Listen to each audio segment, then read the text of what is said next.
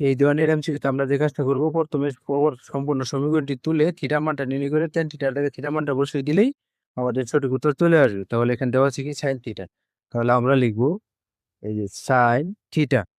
ক্যালকুলেটরে theta নেই, এই জন্য আমরা এক্স তুলবো, থিটার পরিবর্তে এটা আলফা দিয়ে এই ফার্স্ট ব্র্যাকেটে চাপ দিলেই আমাদের এক্স চলে আসবে।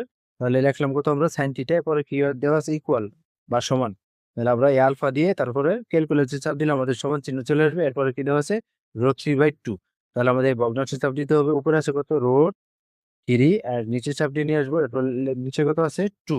সম্পূর্ণ সমীকরণ তোলা হলে এরপরে আমরা এক্স এর মানটা কিভাবে নির্ণয় করবো, শিফটে চাপ দিয়ে তারপরে ক্যালকুলেটর চাপ দেবো, তারপর আমরা সমান চিহ্নে চাপ দেবো।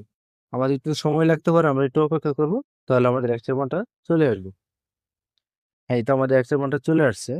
তাহলে এখানে দেওয়া আছে কত tan থিটা, তাহলে আমরা এখানে কি লিখবো tan, যেহেতু আমরা এক্স এর মানটা পেয়েছি সে ওই মানটা অলরেডি ক্যালকুলেটরে আনসার হিসেবে সেভ করা আছে, তাই আমরা আনসার চাপ দিব। এরপরে ব্র্যাকেট ক্লোজ করে আমরা সমান চিহ্নে চাপ দিব। আমাদের মানটা চলে আসছে কত √3, তাহলে সঠিক উত্তর হবে ক √3। আশা করি বুঝতে পারছি।